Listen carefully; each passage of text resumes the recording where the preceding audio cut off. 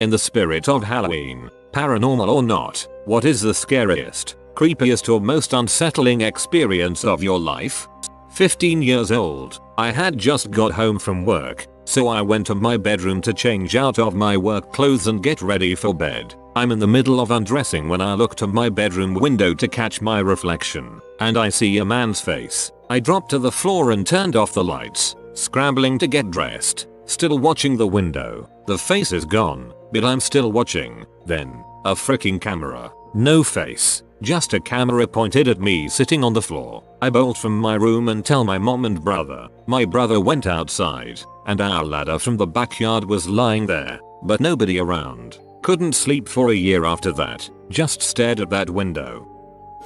When I was around 16, my rapidly growing family finally moved from the house I had spent my entire life in. As you would expect, we spent a lot of time fondly remembering things we used to do in the house as we were packing everything up. At some point I decided to go into the downstairs closet with a flashlight and read, something I used to do when I was younger to get some peace and quiet. Now, this is one of those deep closets that goes under the stairs. It went back around 8 feet and then had a left turn into a very low, maybe 3-foot high space. This space was largely occupied by a mountain of old blankets and stuffed animals. Of course, this is the most fluffy spot to sit and read. About an hour in, I shift a little to get comfortable and I hear a low, slow, warped, hoarse voice say, "You always make me happy." I flipped my crap, hit my head on the low ceiling, and practically broke the door down getting out. After hyperventilating and explaining to my family why there was no color left on my face, I went back to see what it was. It was my stuffed little bear from when I was 3 or 4 years old that I happened to lean on just right to press his belly.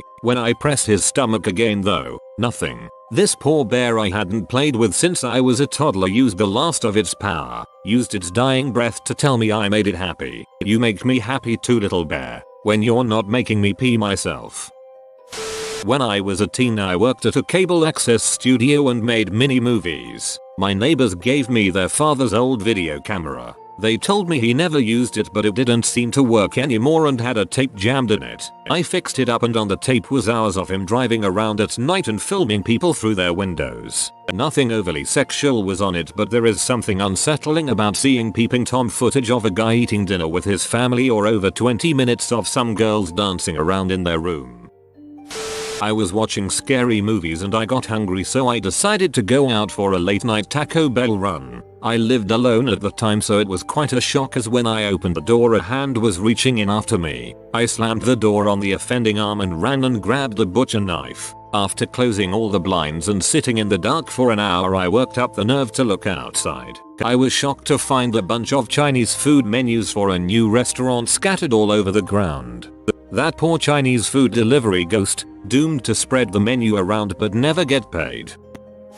My brother and I were probably about 7 and 5, respectively. We used to wake up every weekend and play computer games before my parents woke up. One day, we turned on the computer and got an eerie message that was directed to us. It said, "Hello Kid A and Kid B, this is your computer talking and I am Alavi. Do not run and tell your parents. They cannot help you now." Turns out my dad had programmed the computer to say that upon startup. This was mid-90s.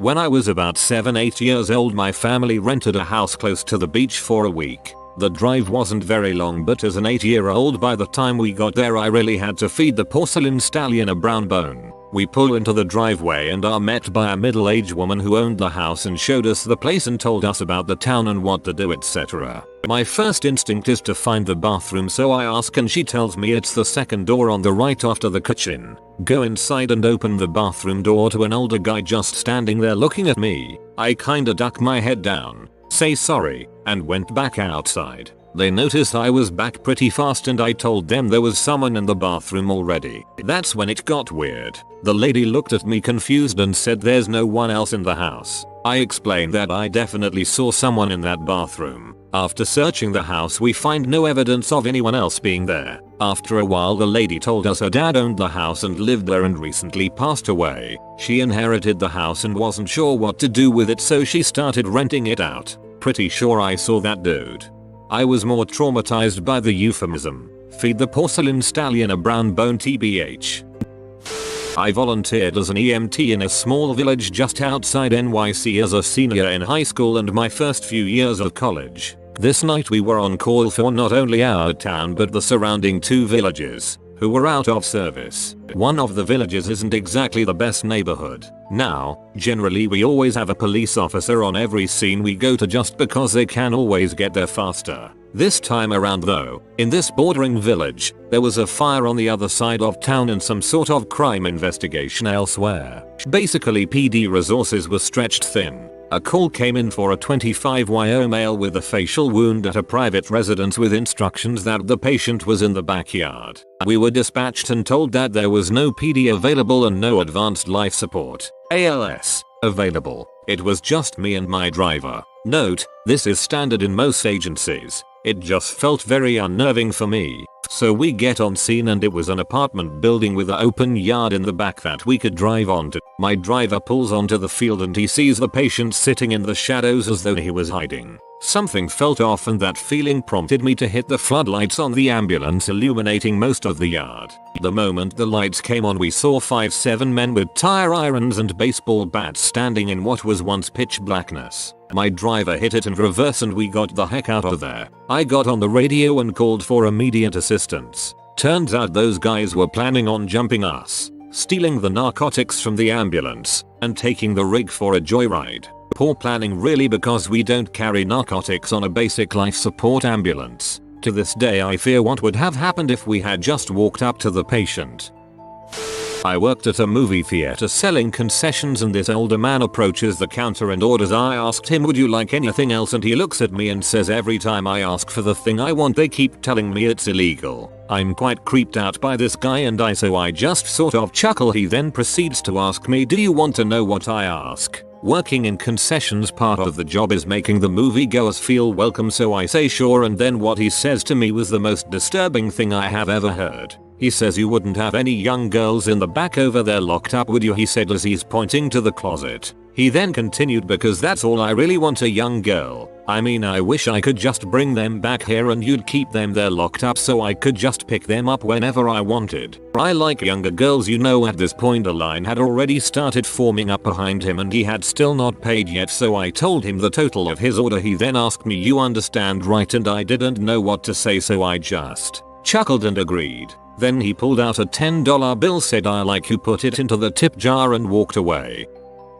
Not to me, but to my sister. Her husband and her had just had their first child a few months prior. My brother-in-law was working the graveyard shift at his job as my sister stayed home taking care of my nephew. Around 2 AM, she heard loud knocking on her back door. She went to go check it out and saw a lady banging on the door asking for my sister to let her in. The lady told my sister that her husband had just beat her down the street and was looking for her. My sister was hesitant to let her in since she had a newborn in the house and didn't want to interfere. She told the lady that the best she could do was call the police for her. The lady told my sister to not call the police and to let her in. This is where my sister got suspicious. She went to get her phone and called 911. When she went back to the door, the lady was gone. The police arrived a few minutes later and they told my sister that the same situation happened a few streets down. Apparently the couple would do this act to get into people's homes.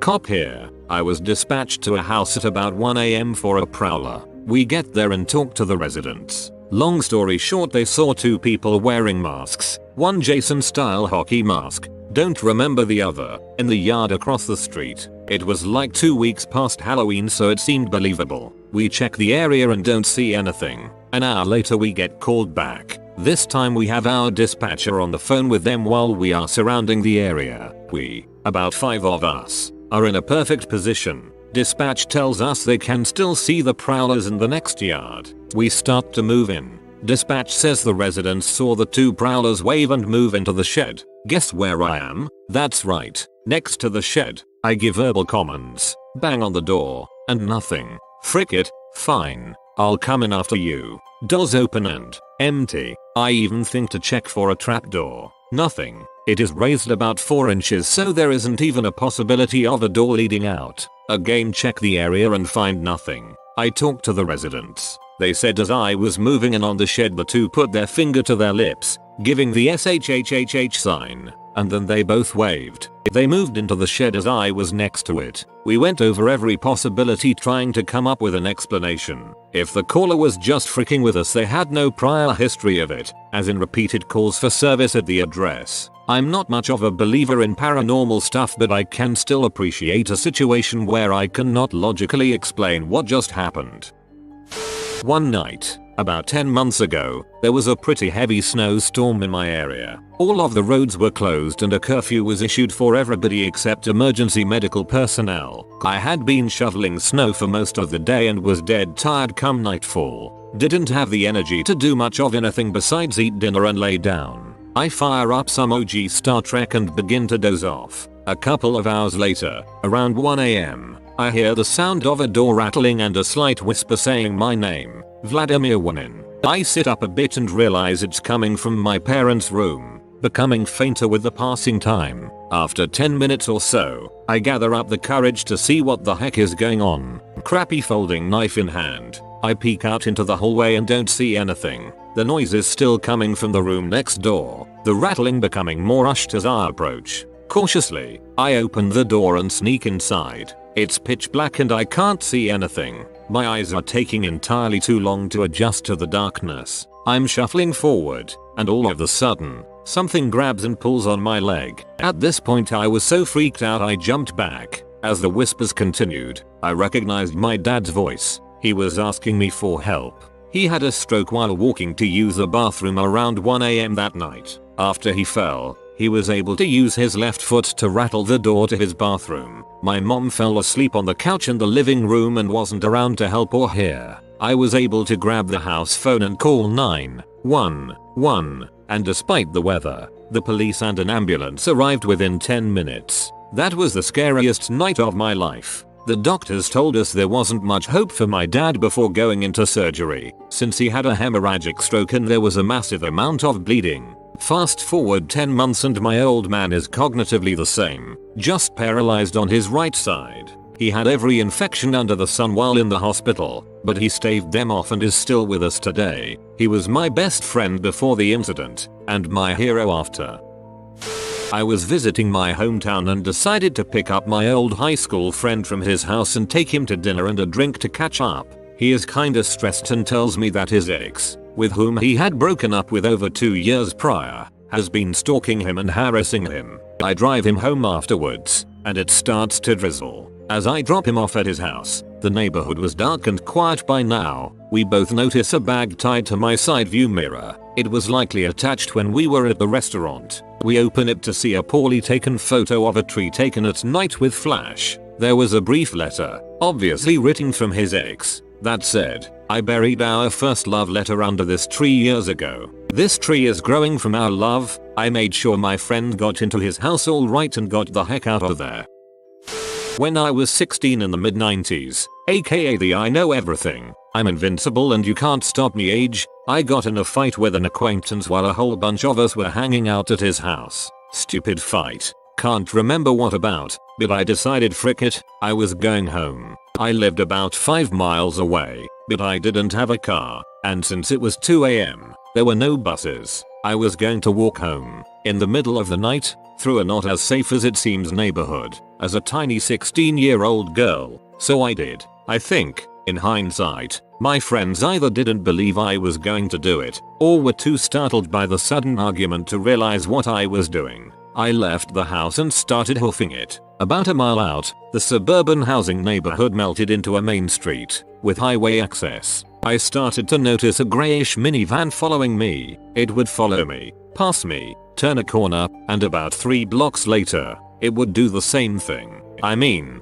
really obvious what it was doing. I crossed over to the other side of the street so I was walking the opposite of traffic flow, and thus no car could come up behind me. It kept doing it, on the other side of the street. About a mile later, there was a 24-hour Fred Meyer West Coast USA chain grocery all-purpose store. Lights bright, but parking lot empty-ish. I immediately crossed the parking lot and went ahead inside. Just before I got to the doors, the minivan that had been following me pulled up into one of the parking spots. A guy called out from the driver's side and said, "I don't want you to walk over here. Just stay there and listen. I just wanted to let you know what I was doing. I saw you walking a while back, but I also saw a dark car that was following you. A couple of times you went to turn around or stopped, so it started following you down a parallel side street. When I saw it, I started to follow you both, just to make sure you were safe. Go inside the store and call someone to come pick you up,